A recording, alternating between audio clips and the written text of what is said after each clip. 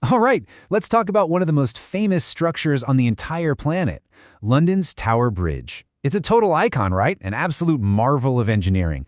But it's also brimming with some seriously cool hidden stories. So let's dive in.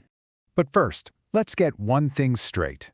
This incredible fairy tale castle of a bridge, this is Tower Bridge. Now, that much plainer, kind of modern-looking bridge just a little bit up the river, that is London Bridge. It's probably one of the most common travel mix-ups out there, but trust me, they are two completely different bridges with two very different stories. So, if it's not some ancient fortress, and it's definitely not the one that's falling down, then what is the real story behind this gorgeous mock-medieval masterpiece? Well, to find out, we have to go back to the loud, messy, and booming world of Victorian London. So here's our game plan for the next few minutes. We're going to cover its history as London's defining landmark, then we'll actually go inside this Victorian marvel, we'll get into the drama of when the bridge lifts, take a little look at the neighborhood, and finally, I'll give you all the tips you need to plan your own perfect visit. Okay, first up, let's talk history. Now, even though it looks like it's straight out of the Middle Ages, Tower Bridge is pure Victorian problem-solving. You see, by the late 1800s, London's East End was just exploding with trade and traffic. London Bridge was completely gridlocked. They desperately needed another bridge, but there was a catch. It couldn't block all the tall ships that had to sail into the port, the Pool of London. And getting it built was a long haul. It all kicked off with a public competition way back in 1876. But it took another 9 years before Parliament finally gave the thumbs up to a design. Construction started in 1886, and it was a massive job. It took 8 full years and 432 workers before the bridge was finally opened to the public in 1894. Right, let's step inside. The absolute genius of Tower Bridge is its design. It's this brilliant hybrid that solved what seemed like an impossible problem. You've got these powerful lifting road sections, the bascules, for ships, and then on either side you have these elegant suspension bridges. It's all built around a massive steel skeleton, but they wrapped it in this beautiful neo-Gothic stone to make sure it didn't clash with its famous neighbor, the Tower of London. Now, a lot of people call it a drawbridge, but technically it's a bascule bridge. And that name comes from the French word for seesaw, which is the perfect way to picture how it works. There are these huge counterweights that perfectly balance the road sections, or leaves, so they can pivot open really smoothly and efficiently. And the scale here is just mind-blowing. Each one of those bascules weighs 1,200 tons. Just think about that. That's the colossal weight the machinery has to lift every single time a tall ship passes through. It's incredible. Originally, all that muscle came from steam power. Huge, coal-burning engines drove a hydraulic system that literally pushed the bridge open.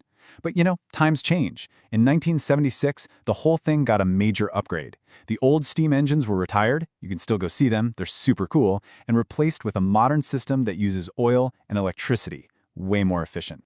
And if you take a tour inside, there is so much to see. The high-level walkways have these amazing panoramic views, especially if you're brave enough to walk on the glass floors, 42 meters above the river. You can explore the old Victorian engine rooms and even get a peek into the giant bascule chambers where the counterweights swing.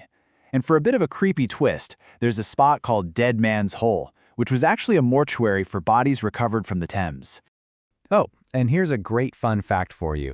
That iconic red, white, and blue color scheme, it's actually not that old. The bridge was painted those colors in 1977 for Queen Elizabeth II's Silver Jubilee. Back when it first opened in 1894, it was painted a much calmer, kind of mid-greenish blue color. Okay, let's talk about the main event, when the bridge is in action. This thing is not just a pretty museum piece, okay? It's a living, working part of London's infrastructure. And get this, by law, the boats on the river still have priority over the cars on the road. Now, how often it opens has changed a ton over the years. In its very first year, it lifted over 6,000 times for the incredibly busy port. Today, since there's not as much shipping that far up the river, it's more like 800 times a year. But hey, that's still more than twice a day on average, and it is an awesome sight to see. Of course, with a moving bridge, things can sometimes go a little bit wrong. And one of the most famous stories in the bridge's history is a moment of pure Hollywood-style action that actually happened in real life. This story is just unbelievable. So, picture it. December 30th, 1952. A guy named Albert Gunter is driving his number 78 double-decker bus across the bridge. All of a sudden, with no proper warning, the section of road in front of him just starts rising up into the air. He had to make a split-second decision. He floored it, and he jumped the bus across the gap to the other side.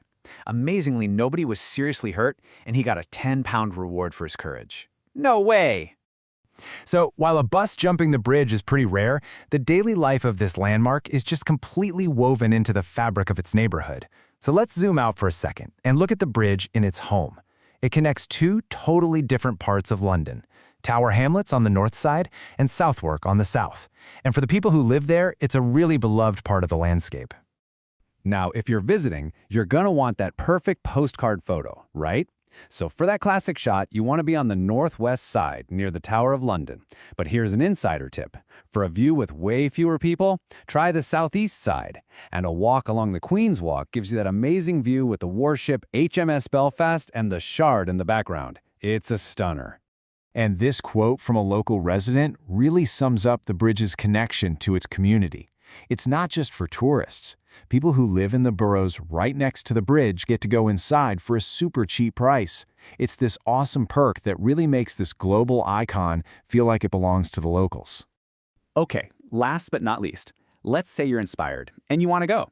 I'm going to make sure you have all the practical info you need to have a totally unforgettable day. All right, here's a look at the standard ticket prices to get inside. Now, the single most important piece of advice I can give you is this. You absolutely have to book your tickets online ahead of time. It's the only way to guarantee you'll get in and to lock in your time slot. And here are just a few final tips.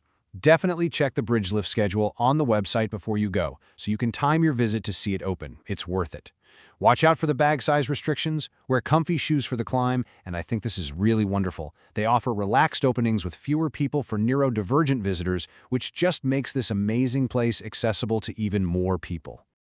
So, from its Victorian roots solving a massive traffic problem to the crazy, heart-stopping story of a jumping bus, Tower Bridge is so much more than just a pretty picture. It's an engineering marvel, it's a symbol of a city, and it's a place that's packed with over 100 years of hidden stories, all just waiting for you to discover them.